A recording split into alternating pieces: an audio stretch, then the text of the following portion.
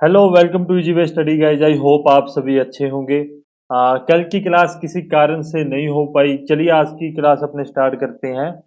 आज अपने बात करेंगे 2013 के टेक्निकल के पेपर के बारे में। टेक्निकल के पेपर के एमसीक्यूज देखेंगे जो अभी तक अपने जितनी बातें पढ़ चुके हैं। मुझे लगा आपको वो चीज़ मैं बता दूं ताकि आपके दिमाग में कोई भी फालतू की बात ना रहे कि हमें कैसा पढ़ाया जा रहा है कैसा नहीं पढ़ाया जा रहा। पहले दिन से जो अपनी अभी 120 डेज की स्ट्रेटेजी वाली क्लास आई थी वहां पर भी मैंने बताया था, आप यदि एमसीक्यूज पकड़ के रखते हो तभी आप पेपर पास करोगे, अदरवाइज आप पेपर नहीं पास करोगे, ये बात याद रखना। 80 to 85% तो अपने थ्योरी में से कवर कर लेते हैं, परंतु ये जो ऊपर वाला 15 से 20% है ना, ये आपको एमसीक्यूज ही कवर करवा सकेंगे। और यही जो 15-20% है ये आपके पास और फेल का निर्धारण करते हैं कि मतलब इसी से आपका डिसीजन होता है कि आप पास हो गए या फेल हो गए उस पेपर में। एमसीक्यूज मत छोड़ना, बार बार कह रहा हूँ। याद रखना। एक दोस्त का कल भी मैसेज आया, जिसको मेरी बात बुरी लगती है सॉरी, परंतु मुझे कोई मैसेज करता है तो मेरे को ये होता है कि मैं उसको वो चीज़ क्लियर कर दूं, ठीक है।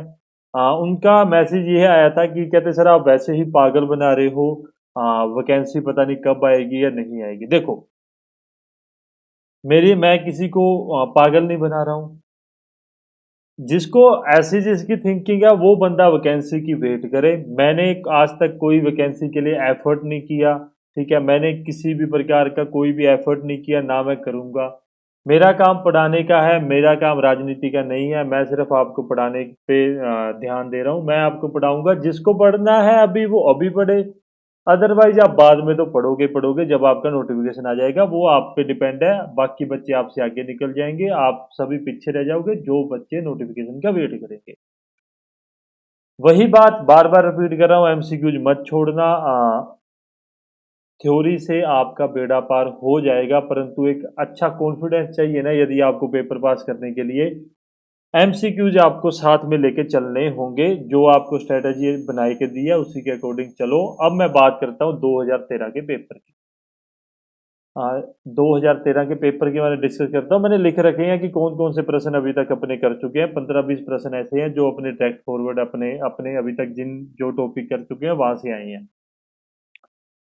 इतने ही टॉपिक में से 20 प्रश्न, मेरे ख्याल से होप, हाँ 20 प्रश्न मैंने गिने। 14 प्रश्न थे, 1 2 3 4 5 6, 14 प्रश्न थे, ठीक है। 14 प्रश्न थे जो इतने ही एग्जाम में से आ चुके थे। चलिए अपने मुद्दे वाली बात पे चलते हैं। मैं ज़्यादा टाइम वेस्ट नहीं करूंगा आप लोगों का, आपका टाइम बहुत बहुत कीमती है। सबसे पहले देखते हैं छठा नंबर प्रश्न। इसको अपने को वहीं जाके पीपीटी में सॉल्व करना पड़ेगा। एक बार पढ़ लेते हैं, मैं हिंदी इंग्लिश दोनों में पढ़ा दूंगा, कोई प्रॉब्लम नहीं है। उसके बाद में अपने डिस्कस कर लेंगे वहां जाके। ए साफ्ट टू साफ्ट, दो साफ्ट है A and B are made of same material. Same material का मतलब क्या हो गया, शेयर स्ट्रेस क्या हो गया, कृतन प्रतिबल क्या होगा, इनका इक्वल होगा। इतनी बात याद रखना। ये आपको करवा रखा है, मैंने जो करवा रखा है। देखो, मैंने आपको कहा आर एस खुरमी मत छोड़ना, आप आर एस खुरमी उठा लो। उन उसमें से आपको 90% आपको एमसीक्यूज देखने के लिए मिल जाएंगे, ठीक है। मैं 100% वहां से भी नहीं कह रहा, मैं कभी भी 100% किसी भी इंसान को या मेरे अपने आप को नहीं कहता मैं। सेम मटेरियल की बात आ गई। ऐसा प्रश्न मैंने आपको करवाया, आपको याद होगा, परंतु इसकी लैंग्वेज चेंज है। वो लैंग्वेज पे ध्यान देते हैं कि एग्जामिनर लैंग्वेज चेंज करके कैसे पूछता है, ठीक है। The shaft of A is solid and it diameter is D, मतलब डी क्या है, इसका व्यास है। द शाफ्ट बी इज होलो, खोखली है, जिसका बाह्य व्यास क्या है, कैपिटल डी, और आंतरिक व्यास क्या है, डी बटा में 2। सीधा सीधा उसने अपने को दे दिया। If the maximum torque transmitted by A shaft A is T, यदि अधिकतम टोर्क ए शाफ्ट के द्वारा ट्रांसमिट संचरित किया जा रहा है टी है, what will be the maximum torque transmitted by A shaft B. तो बी शाफ्ट के द्वारा अधिकतम टोर्क कितना संचरित किया जाएगा, हिंदी में भी पढ़ लेते हैं, फिर अपने पीपीटी पे जाके इस चीज को सोल्व कर लेंगे। दो शाफ्ट ए और बी समान पदार्थ से निर्मित है। शाफ्ट ए ठोस है एवं इसका व्यास डी है, ठीक है। शाफ्ट ए क्या है, ठोस है और उसका व्यास क्या है, कैपिटल डी है। शाफ्ट बी खोखली है, जिसका बाह्य व्यास डी और आंतरिक व्यास डी बटा 2 है। यदि शाफ्ट ए द्वारा प्रेषित प्रेषित अधिकतम एंट एंट मतलब टोर्क टी हो, तो शाफ्ट बी द्वारा प्रेषित अधिकतम एंट क्या होगी, ऑप्शन याद रखेंगे, अपने ऑप्शन के बारे में डिस्कस नहीं करेंगे, अपने सीधा पीपीटी पे चलते हैं। क्या कह रहा था वो, याद करते हैं। ए और बी दो शाफ्ट है, ठीक है। ए शाफ्ट का डायमीटर क्या है, डी है, और बी शाफ्ट का डायमीटर डी वह डी बटा में 2 है, मतलब ये खोखली शाफ्ट है, ठीक है। इतनी बात आपको समझ आ गई होगी। यहाँ पे मैं लिखता हूँ ए शाफ्ट टी मैक्सिमम अधिकतम टॉर्क क्या ट्रांसमिट कर रहा है, टी कर रहा है, और बी क्या करेगा उसके बारे में अपने से पूछा गया है, इतनी बातें उसने कही है। तो मैक्सिमम टॉर्क अधिकतम टॉर्क क्या होता है अपने पास, अधिकतम टॉर्क होता है पाई/16 तो डी 3, ये होता है जी। इस चीज को याद रखेंगे अपने, ठीक है। किसके लिए आ गया ये, ए शाफ्ट के लिए। मैं सही कर रहा हूं, मैं कोई गलत नहीं बता रहा हूं। क्या होता है, टी इज इक्वल टू पाई/16 तो डी 3 अपने पास होता है। इस चीज में आप कंफ्यूज मत होना। अब मैं बात करता हूँ बी शाफ्ट के बारे में, फिर मैं बताता हूँ कि बी शाफ्ट में क्या मतलब ऑप्शन अपने काम में आएंगे, मैं आपको सोल्व करके बता देता हूँ। बी शाफ्ट के लिए मैं देखूं तो टी मैक्स क्या होगा, होगा नहीं होगा नहीं नहीं सॉरी होगा। खोखली शाफ्ट के लिए अधिकतम टॉर्क कितना होता था, याद करो वो सुहाने दिन जब मैंने आपको पढ़ाया था। मैं आराम से बोलूँगा, मेरी कोई एनर्जी लेवल लो नहीं है, मैं बीमार नहीं हूँ, पर मेरे को ये यार ज़्यादा जोर से बोलने का कोई मतलब नहीं है, आप तक आवाज़ आनी चाहिए, बस मैं आराम से पढ़ाऊँगा अब आपको, मेरे को जल्दी नहीं है। पाई/16 तो कैपिटल डी माइनस डी⁴ बटा में डी, ये होता था, ठीक है। ये याद है आपको। ये क्या है, कैपिटल डी क्या है, बाह्य व्यास है, और स्मॉल डी क्या है, आंतरिक व्यास है। इतनी बात आपको याद रहेगी। क्या मैं इस चीज को ऐसे लिख सकता हूं, मैं यही लिख देता हूं, पाई/16 तो capital D⁴ minus capital D⁴ बटा में 2 है, पूरे की पावर 4 बटा में डी। क्या मैं इस चीज को ऐसे लिख सकता हूं, आप कहोगे साहब आप लिख सकते हो, यहाँ पे दे रखा है ऊपर ही ऊपर, मैं पेन चेंज करके आपको दिखा देता हूँ। यहाँ पे ये दे रखा है बाह्य व्यास और आंतरिक व्यास, वही मैंने लिखा है, यहाँ पे बाह्य व्यास और यहाँ पे आंतरिक व्यास मैंने लिख दिया है। इतनी बात आप समझ गए होंगे। अब आगे चलते हैं, कुछ नहीं करना है, इसको सोल्व करके देखते हैं, एक आराम से मैथमेटिक्स है। D⁴ तो D⁴ ही देगा, और 2⁴ कितनी होती है, 16 होते हैं, 2 इंटू 2 इंटू 2 इंटू 2, 2 2 4 4 2 8 8 2 16। उसी चीज को मैं लिखता हूं, पाई/16 तो D⁴ माइनस D⁴ बटा में 16 बटा में डी। होप सो समझ आ गया होगा कि टी नहीं है ये, रुको एक सेकेंड, गालियां मत निकालना यार बाद में मुझे। होप सो समझ आ गया होगा आपको मैंने कैसे लिखा है। इतनी इतनी बात आप ध्यान में रखना है एक बार के लिए, ये आप एक बार के लिए भूल जाओ तो कोई प्रॉब्लम नहीं है। 16 एलसीएम लूंगा तो यहाँ पे भी 16 आ जाएगा, अभी दिखाता हूँ वो कैसे आएगा। 16 D⁴ माइनस D⁴ बटा में 16 इंटू में डी। क्या ये बात सभी को समझ आ गई है? सिंपल मैथमेटिक्स है, सिंपल मैथ है, ज़्यादा फालतू की बात नहीं की है। ये चीज़ आप सभी को समझ आ गई होगी। आई होप मैंने कोई आपको गलत इन्फॉर्मेशन नहीं दी होगी। इतनी बात समझ आ गई। 16 D⁴ में से एक 16 D⁴ में जाएगा तो क्या बचेगा अपने पास, 15 D⁴ बटा में 16D। वो अभी तक यहाँ पड़ा है, याद रखना, इसको भूलना मत। इससे ये काट दिया तो अपने पास क्या है, अब 15 बटा में 16D⁴। अब पूरा लिखूंगा मैं तो क्या लिखूंगा, पाई/16 तो D⁴ 15 बटा में 16, यही लिखूंगा मैं, कोई प्रॉब्लम नहीं है। D⁴ 15 बटा में 16 लिख सकता हूं। और अभी मैंने थोड़े टाइम पहले आपको बता के हटाऊं, ये क्या, सॉरी सॉरी सॉरी, ये क्या है, ये आप यहाँ से घूमते घूमते घूमते घूमते यहाँ तक पहुंच जाओगे तो ये टी है, तो क्या होगा, बी शाफ्ट के लिए क्या होगा, टी 15 बटा में 16। होप सो आपको समझ आ गया होगा ये अपना आंसर, कोई प्रॉब्लम नहीं होगी। यदि किसी को कोई प्रॉब्लम आती है आप मुझे कमेंट में बता देना, मैं कल वाली क्लास में जब अपने सेकंड लॉ ऑफ थर्मोडायनेमिक्स पढ़ेंगे तब मैं आपको बता दूंगा। परंतु मुझे नहीं लगता अभी आपको कोई प्रॉब्लम होगी। 16 टी इंटू 15 बटा में 16, ये प्रश्न अपनों ने किया भी था, परंतु कुछ लैंग्वेज चेंज था, इसलिए मैंने आपको बता दिया। चौथा नहीं, तीसरा जो पढ़ाया था आ गया, आर एस खुरमी से पढ़ाया गया था, आर एस खुरमी से आ गया। स्प्रिंग इंडेक्स क्या होता है? देखो ये मैंने नहीं पढ़ाया, मेरी गलती है। ठीक है, मुझे याद था जब मैंने आपके लिए एमसीक्यूज तैयार कर रहा हूँ, वहां मैंने स्प्रिंग इंडेक्स पढ़ लिया था। तो अगर आपने आर एस खुरमी से स्प्रिंग के प्रश्न किए हैं आर एस खुरमी से, तो आपको ये मिल जाएगा। आपको आर एस खुरमी से ये मिल जाएगा कि स्प्रिंग इंडेक्स क्या होता है, एक कुंडली या स्प्रिंग के लिए स्प्रिंग सूचनांक क्या होता है। वो क्या होता है? Ratio of coil wire to wire diameter, कुंडली कुंडली व्यास एवं तार व्यास के अनुपात को क्या कहते हैं? स्प्रिंग इंडेक्स कहते हैं। यहाँ पे कोयल डायमीटर की जगह पे एग्जामिनर आपको क्या दे सकता है, वो भी सुन लो। यहाँ पे आपको दे सकता है स्प्रिंग डायमीटर। स्प्रिंग, यार ये ना हिलता है, पता नहीं क्या चक्कर है। स्प्रिंग डायमीटर, अरे ये देखो ये हिलता है, पता नहीं क्या प्रॉब्लम है इसकी।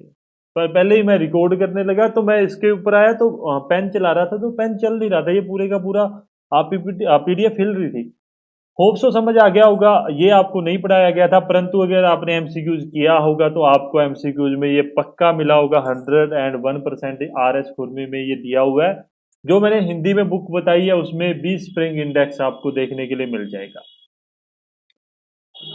आगे बात करता हूं पास्कल के नियम के बारे में। पास्कल का नियम मैंने पढ़ाया नहीं है, मैंने आपको कहा था जब अपने मैं एमसीक्यूज करवाऊंगा वो मुझे याद है।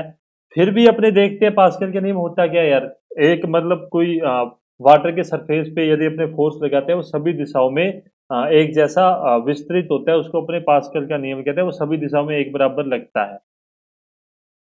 इसका यूज क्या है? तो इसका यूज देखो, एक तो hydraulic braking system, carburettor, fluid flywheel और इंजन लुब्रिकेशन सिस्टम। निम्नलिखित में से कौन सा विकल्प पास्कल के नियम पर आधारित है? प्रश्न ये है अपने पास। द्रवीय ब्रेकिंग प्रणाली, कार्बोरेटर, द्रवीय फ्लाईव्हील, इंजन स्नेहक प्रणाली। देखो जहां पर हाइड्रोलिक नाम आ जाएगा वहां पे आप बेसिकली ये याद रखना पास्कल के नियम ही यूज होता है। हाइड्रोलिक जैक हो गया, ये सब में पास्कल का नियम यूज होता है। इसलिए हाइड्रोलिक ब्रेकिंग सिस्टम में क्या होता है? पास्कल का नियम यूज होता है। मैंने पढ़ाया नहीं है परंतु आपको बता रहा हूं, अभी ये अपना टॉपिक पूरा नहीं हुआ है, फिर भी मुझे पता है आपको पास्कल का नियम सभी को पता होगा, इसलिए मैंने इसको अपने मतलब इसमें ले लिया। अभी अपने आगे जाके मोटर व्हीकल एक्ट के बारे में थोड़ा डिस्कशन करेंगे कि कैसे प्रश्न पूछे जाते हैं, उसके बारे में अपने देखेंगे। अच्छा जी साहब, अब अपने बात करते हैं। मैंने ये चीज पढ़ा रखी है, Bernoulli theorem is based on the law of conservation of. ठीक है, बर्नौली सिद्धांत डैश डैश संरक्षण के नियम पर आधारित है। किस पे? Law of conservation of energy पे। किस पे? Law of conservation of energy. ऊर्जा संरक्षण के नियम पर बर्नौली थ्योरम कार्य करती है। ये बात मैंने आपको बताई थी, नहीं बताई थी तो जाके क्लासेस देख सकते हो। मैंने आपको बताई थी किस पे? एनर्जी पे। बड़ा आसान प्रश्न आएंगे, कोई दिक्कत वाली बात नहीं है, आराम से पढ़ना। अच्छा साहब, ये आ गया अगला प्रश्न, बहुत ही अच्छा। इन्हें सेंट्रीफ्यूगल पंप क्यू डिस्चार्ज है, एच हेड है, एन क्या है अपने पास? एन अपने पास है speed, then the specific speed will be. विशिष्ट चाल होगी अपकेंद्रीय पंप का निस, निस्सरण निस्सरण क्या होता है पता नहीं। हाँ, निस्सरण क्यों है? शीर्ष मतलब निस्सरण मतलब डिस्चार्ज शीर्ष अपने पास है, चाल क्या है अपने पास? एन है। पढ़ाया था, आपको याद होगा। क्या बताया था मैंने आपको? एन अंडर रूट में क्यू बटा में एच की पावर 3/4। क्या? N, N S specific speed for centrifugal pump मैंने आपको बताया था। ढूंढ लो कहाँ पे है, ये रहा। ठीक है, एक प्रश्न यदि एग्जामिनर, देखो ये 2013 का है, थोड़ा सा लेवल अप होगा। ये जो चीजें है ना, जो ये चीजें हैं ये फिक्स है यार, ये चीज कभी चेंज नहीं होगी। ऑटोमोबाइल सेक्टर में जाके कुछ चेंजेस हो गए, जहां BS6 BS5 और 5 तो अपने इंडिया में आया ही नहीं, BS4 वगैरह के बारे में डिस्कशन होगा। यहाँ पे एक प्रश्न और बनता है, मैं उसके बारे में बताता चलता हूँ। एग्जामिनर आपसे ये पूछ सकता है, अपकेंद्रीय पंप सेंट्रीफ्यूगल पंप की स्पेसिफिक स्पीड किसके व्युत्क्रमानुपाती होती है, किसके इनवर्सली प्रोपोर्शनल होती है? तो एच की पावर 3/4। 4 के प्रोपोर्शनली इनवर्सली प्रोपोर्शनल होती है। याद रखना, ये एग्जामिनर पूछ सकता है, आपके एग्जाम पॉइंट ऑफ व्यू से इंपॉर्टेंट है, ये मैंने आपको करवा रखा है, अच्छे से आप पढ़ लोगे। अच्छा चलिए 12 नंबर भी अपने पास है। अच्छा जी साहब, ये कह रहा है इन्हें डबल एक्टिंग रेसिप्रोकेटिंग पंप दे रहा, गैस क्या है पता नहीं क्या है, हाँ वन है शायद, वन है। One suction valve, one delivery valve, two suction valve, two delivery valve, one suction valve, two delivery valve, two suction valve, one delivery valve. मतलब एक द्विक्रिया प्रत्यागामी पंप में होता है एक चूसन वाल्व, एक प्रत्यायी वाल्व। मतलब सक्शन और डिलीवरी वाल्व कितने होते हैं, याद करो कि डबल एक्टिंग रेसिप्रोकेटिंग पंप क्या होता है, द्विक्रिया प्रत्यागामी पंप क्या होता है, मैं आपको डायग्राम से समझा देता हूँ। आपको याद होगा नहीं होगा मुझे नहीं पता। ऐसा अपनों ने एक पंप बनाया था, ठीक है, इसके अंदर क्या किया था मैंने, एक पिस्टन से इसको निकाल दिया था। क्या था इसमें देखो, डबल एक्टिंग था। जब ये पिस्टन आगे की तरफ मूव करेगा तो यहाँ तो डिलीवरी होगी, यहाँ पे सक्शन होगा। और जब ये पीछे की तरफ मूव करेगा, मैं पेन तो इसमें चेंज हो जाएगा पता नहीं, चलो अपने एक ही पेन लेके चलते हैं। जब ये पीछे की तरफ मूव करेगा यहाँ इधर की तरफ, तब क्या होगा, यहाँ से सक्शन होगा, इसका डिलीवरी होगा। मतलब यहाँ पे दो तो डिलीवरी वाल्व हैं, डिलीवरी वाल्व हैं, और दो ही अपने पास सक्शन, और अरे अरे रुक जा भाई रुक जा, दो ही अपने पास क्या है, सक्शन वाल्व है, दो ही अपने पास क्या है, डिलीवरी वाल्व है। आंसर अब आपको पता लग गया क्या, टू सक्शन वाल्व और टू डिलीवरी वाल्व, दो चूसन वाल्व और दो प्रत्यायी वाल्व अपने पास है। देखो सक्शन और डिलीवरी आप सभी को पता होगा यार, ये चीज तो मुझे नहीं लगता हिंदी वाले इंग्लिश वाले किसी को प्रॉब्लम होगी। पढ़ाया था, आराम से कर लोगे यार, मुझे प्लीज इज्जत रख लेना मेरी, ठीक है कि मैंने आपको सब कुछ पढ़ा रखा है। हाँ आगे कुछ प्रश्न है, मैं ऐसे नहीं कहता यार, मैंने मैंने जितना पढ़ाया उसी में से आए थे, आए हैं। हाँ कुछ प्रश्न है जो एमसीक्यूज करोगे तभी आप सोल्व कर सकोगे। ये मैंने अभी आपको पढ़ाया नहीं, सेकंड उसमें पढ़ाऊंगा मैं आपको, ठीक है, मैंने ये पैसे रख लिया। For an reversible process the change in entropy of the system and it surrounding is negative, sorry zero होगा वो, ठीक है। एंट्रोपी क्या, जब एंट्रोपी में चेंज जीरो होता है तब उसको अपने क्या कहते हैं, उसको रिवर्सिबल प्रोसेस कहते हैं। इस चीज को आप मत पढ़ना, अभी नहीं, अभी अपने कल जो क्लास है उसमें आपको क्लियर कर दूंगा। यूनिवर्सल गैस कांस्टेंट, याद कर लो, मैंने आपको यूनिवर्सल गैस कांस्टेंट पढ़ाया था। आप इस चीज़ में मुझे गालियां नहीं निकाल सकते, मैंने आपको यूनिवर्सल गैस कांस्टेंट पढ़ाया था और उसमें आप इसकी वैल्यू भी बताई थी। सर्व गैस स्थिरांक, अरे शुक्र है मेरे को मिल गया हिंदी में, हिंदी में याद रख लेना, सर्व गैस स्थिरांक होता है।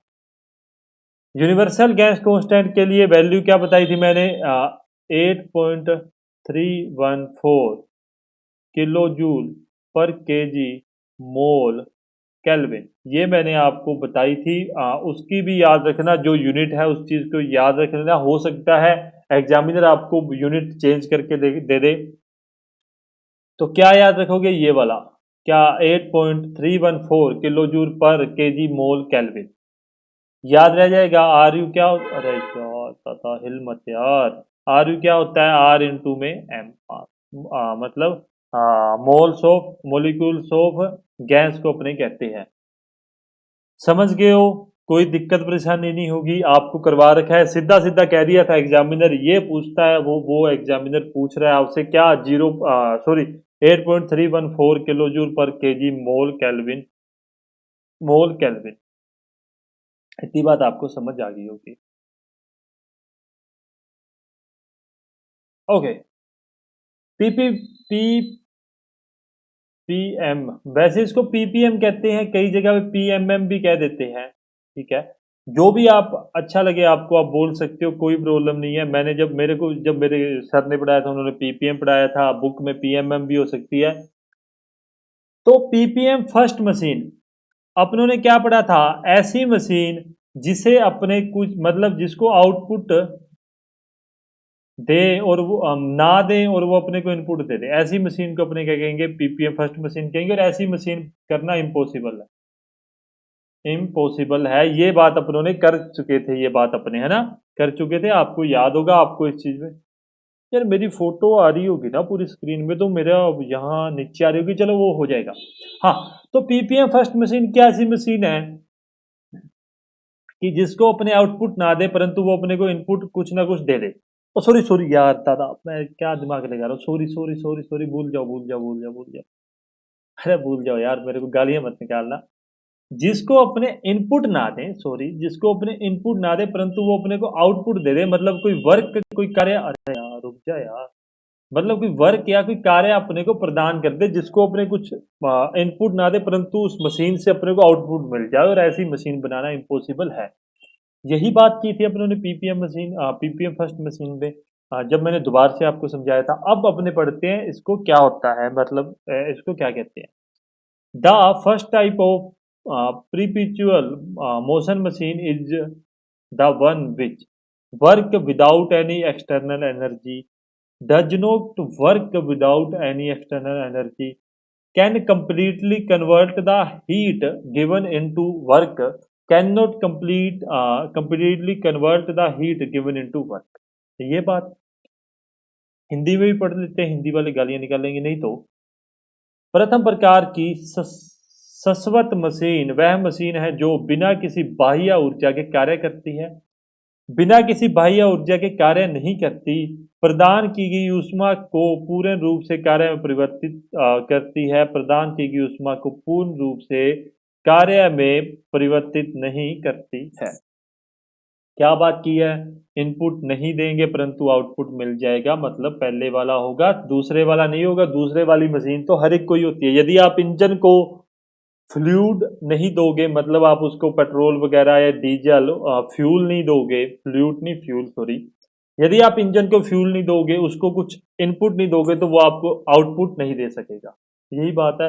यदि आप पंप को सेंट्रीफ्यूगल पंप ले लो, उसको पानी नहीं दोगे तो वो आउटपुट में आपको, इनपुट में पानी नहीं दोगे तो वो आउटपुट में आपको कुछ नहीं दे सकेगा, या इनपुट में उसको अपने घुमाएंगे नहीं तो वो आउटपुट में कुछ नहीं दे सकेगा। इलेक्ट्रिसिटी चाहिए होती है, वही बात है। पीपीएम फर्स्ट मशीन कैसी मशीन होती है, बिना किसी बाह्य ऊर्जा के कार्य करती है, ऐसी मशीन को पीपीएम फर्स्ट मशीन कहते हैं। ऐसी मशीन इम्पॉसिबल है बनाना। ऐसी मशीन पूरे वर्ल्ड में नहीं है जिसको अपने कुछ इनपुट ना दे और वो अपने को आउटपुट दे दे, याद रखेंगे। सारी बातें आपसे की हुई हैं, अभी तक जितने प्रश्न किए हैं आपको इस चीज में दिक्कत नहीं होगी। अभी मैं सीधा, अभी 15 तक हो गया, अब सीधा 114 पे जाना है। उसके बीच में प्रश्न है जो अभी अपनों ने बातें नहीं किया, वो प्रश्न है, इसलिए अपने उसको नहीं देखेंगे। जब उनकी बारी आएगी तब उनको भी देख लेंगे, कोई दिक्कत वाली बात नहीं है। अब अपने पास सीधा 114 नंबर पे पहुंचना है। देखो देखो देखो, हाँ मैं ये बात देखो, इलेक्ट्रिकल सिंबल वगैरह भी आपके आए थे। ध्यान रखना थोड़ा सा, ओडोमीटर वगैरह भी डिस्टेंस ट्रेवल वाले के लिए आता है, ये मेरे उसमें जेएन में आया था। तो इसके बारे में डिस्कस कर लेंगे अपने। 113 के बारे में, हाइड्रोलिक ब्रेक है, ये भी अपने काम का नहीं है। ये रहा सस्पेंशन। देखो, ये चीज मैं आपको पढ़ा नहीं सकता, ये चीज कोई भी टीचर आपको, मतलब ये चीज नहीं पढ़ा सकता। ट्रैक्टर में क्या है, कार में क्या है, बाइक में क्या है, उस कार में कौन सा होता है। अब जैसे मैं दिल्ली गया, दिल्ली में डीटीसी बसों में एयर सस्पेंशन है, किसी में लीफ सस्पेंशन है, किसी में क्या है, किसी में अपने स्प्रिंग सस्पेंशन है, कोयल सस्पेंशन है, किसी में इंडिपेंडेंस टाइप का सस्पेंशन सिस्टम भी होता है। ठीक है, तो इस चीज को आप जब तक प्रैक्टिस नहीं करोगे तब तक आप नहीं कर सकोगे। जब तक आप प्रीवियस ईयर क्वेश्चन और एमसीक्यू नहीं लगाओगे तब तक ये चीज आपके लिए करनी इम्पॉसिबल है। इस बात को आप समझ सकोगे। इस चीज में मैं कुछ भी नहीं कर सकता। आप कहते हो मैं गलत पढ़ाता हूँ, मैं गलत पढ़ा रहा हूँ, कोई दिक्कत नहीं है। इस इन चीजों से आपको समझ आएगी यार कि मतलब क्या हम थ्योरी से क्या प्राप्त कर सकते हैं और एमसीक्यू से क्या प्राप्त कर सकते हैं। ये चीज आप थ्योरी में कहीं भी नहीं पढ़ोगे। आपको प्रैक्टिस करते रहना होगा, तभी आप इस चीज को सोल्व कर सकोगे। The rare suspension system of tractor. देखो, अगर ट्रक वगैरह का पूछता है तो लीफ स्प्रिंग होता है, अपने सभी को पता है लीफ स्प्रिंग होता है। अगर कार वगैरह का पूछ लेता तो कोयल स्प्रिंग होता है, पर पूछा किसका, ट्रैक्टर का। मतलब कुछ उल्टा ही होगा, पहली बात तो याद रखना। अब सुनो मेरी बात। ट्रैक्टर में किसी भी प्रकार का सस्पेंशन सिस्टम नहीं होता है, इस बात को याद रखना। कोई निलंबित प्रणाली प्रयोग में नहीं ली जाती ट्रैक्टर में। आपके यदि गांव घर में होगा तो आप उस चीज से देख लेना, कहीं नहीं होता। सिर्फ कोयल टाइप स्प्रिंग टाइप, मतलब हाँ, हेलिकल स्प्रिंग टाइप या कोयल स्प्रिंग टाइप जो सस्पेंशन सिस्टम होता है वही यूज में होता है। वो भी कहाँ होता है? सीट के नीचे होता है। याद रखना है ये बात, सीट के नीचे ट्रैक्टर में सस्पेंशन सिस्टम होता है कि सीट ऐसे ऐसे होती है। नहीं तो ट्रैक्टर में सस्पेंशन सिस्टम नहीं लगा होता है। इस बात को देखो, ये बात यार आप एमसीक्यू से सोल्व कर सकते हो, इस बात को आप समझ सकोगे तो याद रख लेना। अच्छा, आगे है 119 नंबर। देखो मैंने तो यार लिख रखा है, देखो मैंने इस चीज को, मैं ये पेपर आपको भेज दूंगा। हाँ, ये बात भी मैंने नहीं पढ़ाई थी, ठीक है, पर थोड़ा सा माइंड लगाओगे तो आपको समझ आ जाएगा। थोड़ा सा माइंड है आप ये मैंने आपको कहा है ना, आप ऐसे प्रश्नों में भी जाके फंसोगे जहां पे आपको दो ऑप्शन सही लग रहे होंगे। दो ऑप्शन आपको सही लग रहे होंगे, वहां पे बताता हूँ क्या क्या आप सोल्यूशन ले सकते हो। A centrifugal pump will start delivering water only when the pressure rise in the impeller is equal और ग्रेटर देन द। एक अपकेंद्रीय पंप केवल तभी पानी प्रदान करना प्रारंभ करता है जब प्रो- पर प्रशोधक में दाब वृद्धि बराबर व अधिक होगी। किसके? काइनेमेटिक हेड गतिक शीर्ष से, मैनोमेट्रिक हेड यह गला था ना, मैं बस पूछ ही ना। दबात्रीय शीर्ष से, स्टैटिक हेड स्टैटिक शीर्ष से, और वेलोसिटी हेड वेग शीर्ष से। दो प्रकार के हेड पढ़े थे अपन ने, एक पढ़ा था स्टैटिक और एक पढ़ा था मैनोमेट्रिक। पढ़ा था जी। हाँ, स्टैटिक क्या होता है? एस, ओहो, H S plus H D, मतलब suction head plus delivery head के जोड़ को अपने क्या कहते हैं? स्टैटिक हेड कहते हैं। मैनोमेट्रिक हेड क्या होता है? H S plus H D plus H L, ये होता है। मैंने इतनी बात आपको पढ़ाई थी, ये चीज आपको क्या है? अब इस चीज से दो ऑप्शन तो अपने खत्म भी हो गए कि साहब काइनेमेटिक हेड और वेलोसिटी हेड तो हमने पढ़ा ही नहीं है, हमने सिर्फ इतनी बातें पढ़ी है, स्टैटिक और मैनोमेट्रिक। बी प्रैक्टिकल, मैंने आपको क्या कहता, प्रैक्टिकल में मैनोमेट्रिक हेड अपने यूज करते हैं जहां पे कुछ लॉस, मतलब हानियां भी होती हैं, शीर्ष हानि भी होती है। इसलिए याद रखोगे, जब भी देखो, मैंने ये करवा नहीं रखा, मैं स्पष्ट कहने वाला इंसान हूं, मैंने ये चीज करवाई नहीं है। एमसीक्यूज करोगे, अरे ये क्या खोलो क्या, एमसीक्यूज करोगे तब आप ये चीज कर पाओगे, ठीक है। हाँ, तो प्रैक्टिकल रूप में जब आप ऐसे प्रश्न में फंस जाओ जहां आप पंप वगैरह, जो चीज प्रैक्टिकल में है वहां पे हमेशा प्रैक्टिकल ही लेके चलना। क्या कि यार कुछ ना कुछ सेंट्रीफ्यूगल पंप में हानियां भी होगी, उन सबको कंसीडर करने के बाद में जब मैनोमेट्रिक हेड से ऊपर अगर इम्पेलर का प्रेशर जाएगा तभी वो डिलीवरी स्टार्ट करेगा। तो क्या आंसर होगा? मैनोमेट्रिक हेड इसका आंसर होगा, याद रख लेना। एमसीक्यूज करोगे तो अच्छा रहेगा, आप आसानी से इस चीज को समझ सकोगे। ये प्रश्न भी मैंने नहीं करवाया था, मैं फिर कह रहा हूँ मैंने नहीं करवाया था। मैं जो जो चीज कहता हूँ वो स्पष्ट कहता हूँ, ये मेरी गलती है। आपको सभी प्रोसेस बता दिए थे, एडियाबैटिक, आइसोथर्मल, मैंने मैंने कर भी रखे हैं, समतापी, समदाबी, समायतनीय, रुदोसम। थ्रोटलिंग प्रोसेस आपको बताना रह गया था। थ्रोटलिंग फर्स्ट लो वाला थ्रोटलिंग नहीं है, ये सिंपल एक थ्रोटलिंग प्रोसेस है, ठीक है।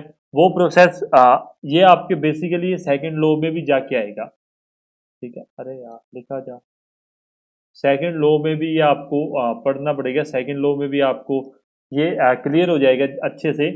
परंतु अभी अपने बात करें तो थ्रोटलिंग प्रोसेस क्या होता है ये आप लिख लेना, जहां भी आपने वो बाकी सभी प्रोसेस लिखे हैं।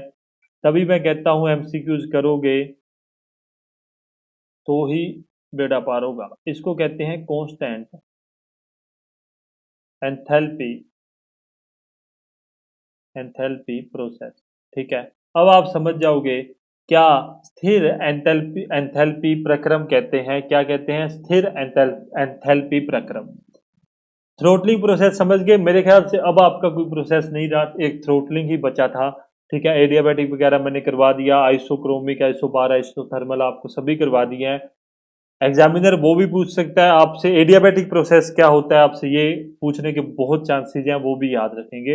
एक थ्रोटलिंग प्रोसेस रह गया था, वो भी आपको भी याद रखना है। थ्रोटलिंग प्रोसेस क्या होता है, देखो एमसीक्यू से भी बहुत कुछ पता लगता है। थ्रोटलिंग प्रोसेस को कांस्टेंट एंथैल्पी प्रोसेस अपने कहते हैं, इसलिए इसका आंसर क्या होगा, एंथैल्पी डज नॉट चेंज, मतलब एंथैल्पी में किसी प्रकार का चेंज नहीं होगा। परंतु यदि यही प्रोसेस फर्स्ट लॉ में पूछ लिया जाता तो वहां पे ना एंथैल्पी चेंज होती है, ना वहां पे इंटरनल एनर्जी चेंज होती है। ये बात आपको पता है, अपने आप पिछली क्लास में पढ़ के हटे। परंतु सिंपल थ्रोटलिंग प्रोसेस में क्या होता है, यही यहीं पर आपका एग्जामिनर कंफ्यूज करता है। अपनों ने फर्स्ट लॉ के अकॉर्डिंग थ्रोटलिंग पढ़ा, ठीक है, तो वहां पे एंथैल्पी भी चेंज नहीं हो रही थी, इंटरनल एनर्जी भी चेंज नहीं हो रही थी, कार्य भी नहीं प्राप्त हो रहा है, कुछ भी नहीं हो रहा था वहां पे। परंतु थ्रोटलिंग प्रोसेस सिंपल वो क्या होती है, वो आपको ध्यान में रखनी है। ये हो गया 120 नंबर। अब सीधा पहुंचना है 137 पे।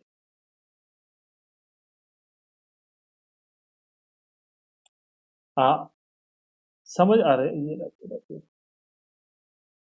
हाँ, तो इतनी बात आपको समझ आ रही होगी, मुझे नहीं लगता अब आपको कोई प्रॉब्लम होगी। एक दो प्रश्न जो ऐसे हैं, वो यार देखो, मैं हमेशा कहता हूँ कि आप अगर करने बैठोगे, मैंने आपको सब कुछ करवा रखा है, सब कुछ। दो तीन प्रश्न ऐसे हैं, मतलब 80-85% मैं मुंह से बोल रहा हूँ, तो वही चीज है। आप एमसीक्यूज करने ही आपको पड़ेंगे। चलिए आगे बात करता हूँ।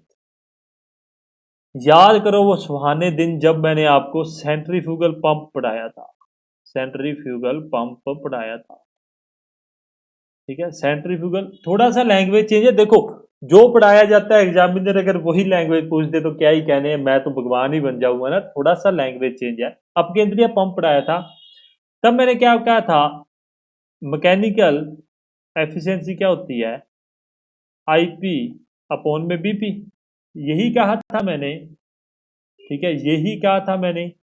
देखो इसने जो प्रश्न पूछा है ना, वो पूरा किसी भी चीज के लिए हो सकता है, परंतु अपनों ने जो पढ़ रखा है, अपनों ने सेंट्रीफ्यूगल पंप पढ़ रखा है।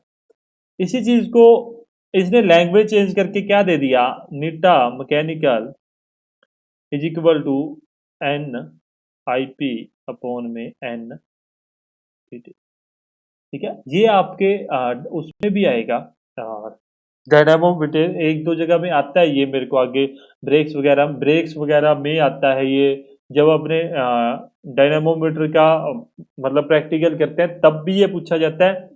परंतु मुझे सेंट्रीफ्यूगल पंप में मैंने आपको पढ़ाया, इसलिए मैंने अभी आपको करना जरूरी है। यदि आप इसको देखोगे तब आप कहोगे यार ये तो करवाया नहीं है, इसलिए मैंने करवा दिया। तो क्या मैच हो रहा है, ये मैच हो रहा है, याद रख लेना। सेंट्रीफ्यूगल पंप से ही याद रखना, बाकी आगे चल के डायनामोमीटर से भी अपने कर लेंगे। और ब्रेक ब्रेक जब अपने ब्रेक पावर और इंडिकेटर पावर निकालेंगे तब ये अच्छे से आ जाएगा। हाइड्रोलिक ब्रह्मास्त्र प्रेस ये भी पास्कल के नियम पे ही कार्य करती है, जो मैंने अभी आपको नहीं करवाया, इसलिए ज्यादा परेशान मत होना इस चीज के बारे में। अच्छा, 150 नंबर अपना रह गया जो अपने टेक्निकल का है। उससे पहले 142 141 से 47 तक अपने देखते हैं कि कैसे प्रश्न पूछे जाते हैं। मैंने अभी तक मोटर व्हीकल एक्ट अब खुद ने नहीं पढ़ा है, मैं सही बताऊं आपको, मेरे को इतना नहीं पता, पर मैंने कुछ हद तक पढ़ रखा है, तो मैं आपको करवा मतलब एक दो प्रश्न करवा दूंगा।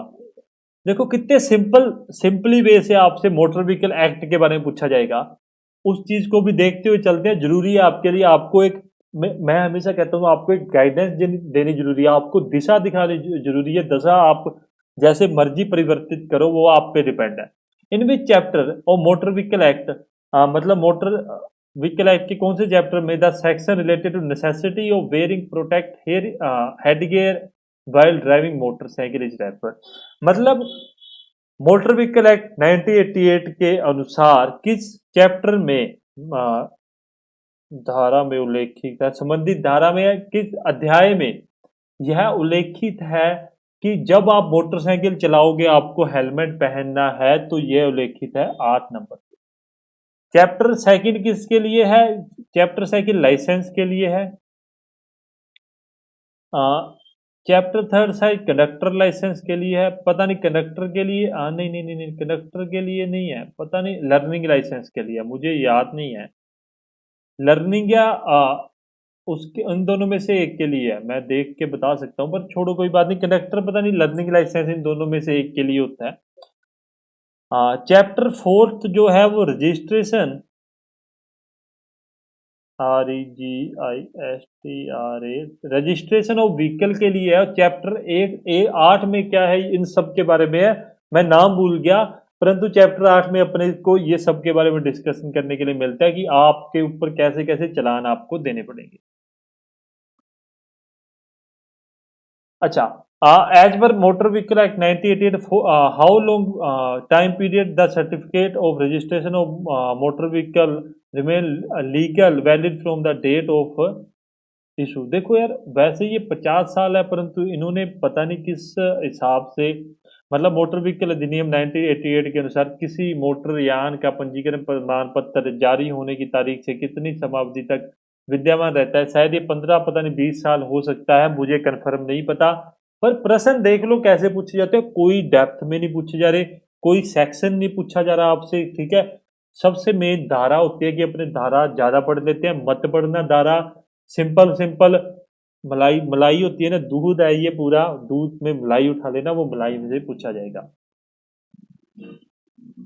रोड विड्थ पे अपने प्रश्न पूछा जाएगा, जो आपके एग्जाम में दिया गया है। आप नेट पे जाओगे तो आपको प्रश्न देखने के लिए मिल जाएंगे।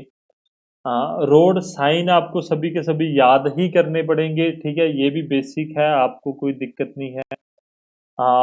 What is not including in daily pre driving inspection of the car, मतलब आपको डेली क्या चीज मतलब नहीं चेक करनी, ठीक है, क्या चीज आप नहीं चेक कर सकते हो। देखो, जनरल नॉलेज है, जनरल नॉलेज के अकॉर्डिंग मैं आराम से पढ़ा रहा हूँ यार, मुझे जल्दी नहीं है, जनरल नॉलेज के अकॉर्डिंग देख सकते हैं। चेकिंग इंजन के स्नेहक का स्तर जांचना, लुब्रिकेशन लेवल अपने को वास्तव में जांचना चाहिए कि लुब्रिकेशन कम तो नहीं है, ऐसा ना हो सारा इंजन सीज हो जाए, ठीक है।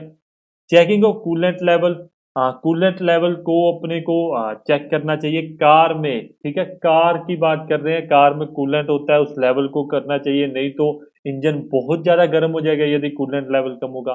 Checking the brake fluid level और checking the lubrication level of differential. देखो, ब्रेक फ्लूइड लेवल भी अपने चेक कर सकते हैं, परंतु डिफरेंशियल का लुब्रिकेशन लेवल अपने चेक नहीं कर सकते। डिफरेंशियल बंद होता है, उस चीज को अपने कैसे भी नहीं चेक कर सकते।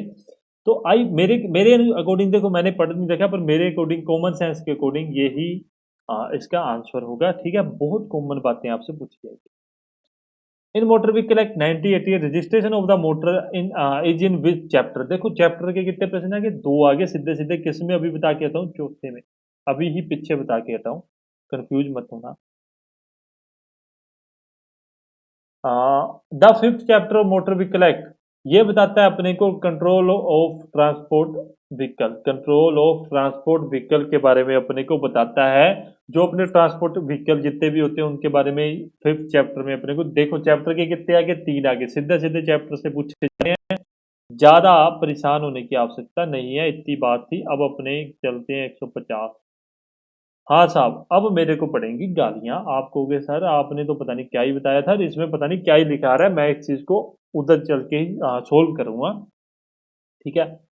आप प्रश्न पढ़ लो, ठीक है, नीचे आपको सब कुछ दिया गया गया होगा, वो भी मैं आपको पढ़ा दूंगा, पहले प्रश्न पढ़ो।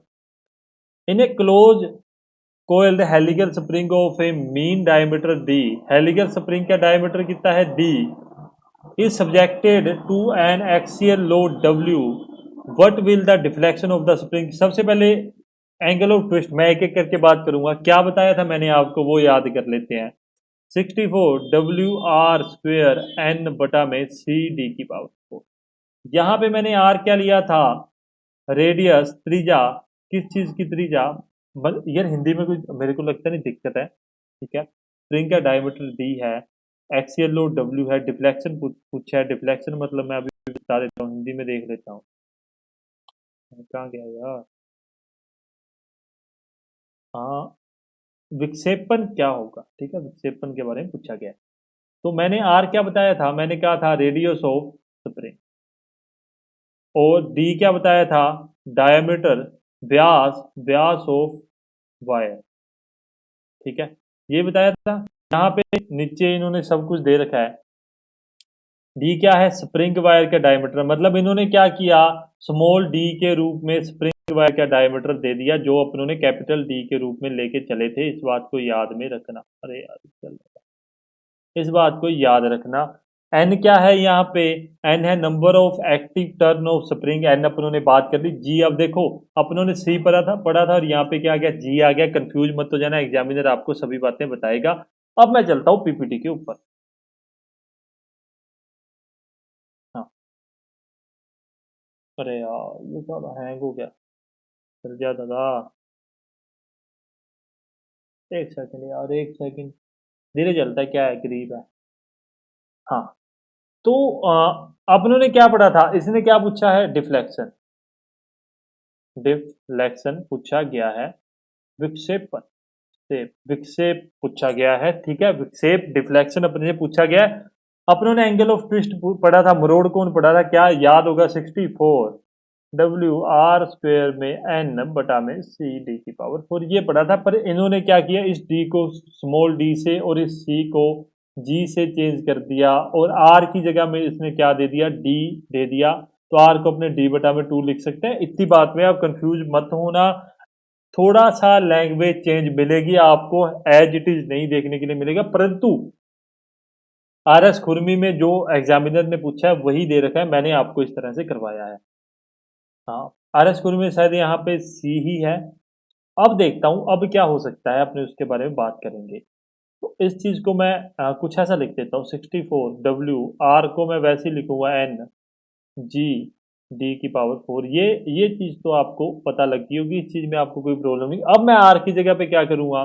डी बटा में 2 करूंगा। डी बटा में 2 होगा। ठीक है। अब डिफ्लेक्शन क्या होता है? डिफ्लेक्शन अपने पास होता है आर इंटू में। ठीक है, ये बात याद होगी। नहीं याद है तो प्लीज पीछे वाले जाके बातें देखिए, आप एक बार पढ़िए, समझिए, करिए। टाइम क्या हो गया? काफी टाइम हो गया ना। हाँ, तो पढ़िए, समझिए, करिए, तब आप समझ जाओगे। आर, तो इस चीज को मैं क्या लिख सकता हूँ? एक आर ज्यादा हो जाएगा, एक आर ज्यादा हो जाएगा। तो मैं लिख सकता हूँ ना इस चीज को क्या? तो deflection is equal to 64 W R की पावर 3 एन बटा में सी, सॉरी, जी डी की पावर 4 लिख सकता हूं। आप कहोगे साहब आप लिख सकते हो, आपने जो कह दिया वो सही है। क्या मैं इस चीज को ऐसे लिख सकता हूँ? 64 डब्ल्यू डी बटा में 2 की पावर 3 एन बटा में जी डी की पावर 4 लिख सकता हूँ। यार, मैं आपको कोई कंफ्यूजेबल चीजें तो बता ही नहीं रहा, मैं सिंपल चीजें आराम से कर रहा हूँ। कंफ्यूज मत होना। 2 की पावर 3 8 होता है, ठीक है। 64 डब्ल्यू डी की पावर 3 8 इंटू में एन, इसको इससे काटूंगा 8 बचेगा, और बटा में क्या बचेगा? जी डी की पावर 4। तो क्या निकल के आएगा? 8 डब्ल्यू डी 3 एन बटा में जी डी की पावर 4, ये अपने पास निकल के आ जाएगा। थोड़ा सा कैलकुलेशन कर लेना, टाइम बहुत होगा। टाइम के लिए आप परवाह मत मानना। यदि आप जहां आपने किया है ये सब कुछ, जहां आपने लिखा है या करा है, वहां भी आप इस चीज को लिख सकते हो। सभी चीजें कैलकुलेट करके लिख लेना, ठीक है। तो कंफ्यूज होने वाली चीज तो है ही नहीं है। क्या निकला था अपना? तो अपना आंसर निकला था 8 डब्ल्यू टी 3 एन बटा में जी स्मॉल डी की पावर 4, ये निकला था साहब। अब ढूंढ लो कहाँ पे है, तो ये रहा। सब करवा रखा है, कुछ एक या दो तीन प्रश्नों को छोड़ के 14 प्रश्न आपको मैंने करवाए हैं। मोटर व्हीकल एक्ट के बारे में आपको समझ आ गया होगा कि मोटर व्हीकल एक्ट में कैसे प्रश्न पूछे जाते हैं, उस चीज में आप कंफ्यूज नहीं होगे। आपको जो चीजें करवाई जा रही हैं वो सही है या गलत है, इस चीज में आप कंफ्यूज नहीं होगे। मैं जो कह रहा हूं, मैंने आपको कह दिया कि 80 से 85% ही, बाकी 15% आपको जाके एमसीक्यू से सॉल्व करना पड़ेगा। वो करना ही पड़ेगा। एग्जामिनर सेम प्रश्न कभी नहीं देता, वो लैंग्वेज को चेंज करेगा ही करेगा। वो लैंग्वेज को चेंज करेगा ही करेगा। किसी भी एग्जाम में देख लेना, लैंग्वेज के लिए खास तौर पे ध्यान रखना, ठीक है। इसीलिए प्रैक्टिस करनी जरूरी होती है किसी भी प्रश्नों की। होप आपको आज की क्लास अच्छी लगी होगी। अच्छी लगी लाइक कमेंट और शेयर करना, चैनल को सब्सक्राइब करना। टेलीग्राम आप सभी ने ज्वाइन कर लिया होगा मुझे उम्मीद है। आज का सेशन अपने यही खत्म करते हैं, कल अपने मिलेंगे, कल अपने बात करेंगे सेकंड लॉ ऑफ थर्मोडायनेमिक्स के बारे में कि सेकंड लॉ में क्या कुछ बातें हैं, क्योंकि सेकंड लॉ में क्या है ना, वैसे देखा जाए तो साइकिल, कार्नोट साइकिल और जूल और साइकिल वगैरह ये उसमें है, परंतु उसको अपने आगे चल के पूरा एक अलग सेशन बना के उसको पढ़ेंगे। कल अपना आधे घंटे में खत्म कर दूंगा मैं आपके मतलब जो अपना वो होगा सेकंड लो होगा वो आधे घंटे में अपने खत्म करके, और उससे अगले दिन अपने कार नोट साइकिल वगैरह पढ़ेंगे, जितनी भी साइकिल है थर्मोडायनेमिक्स की वो पढ़ेंगे। होप आपका दिन अच्छा जाए। धन्यवाद।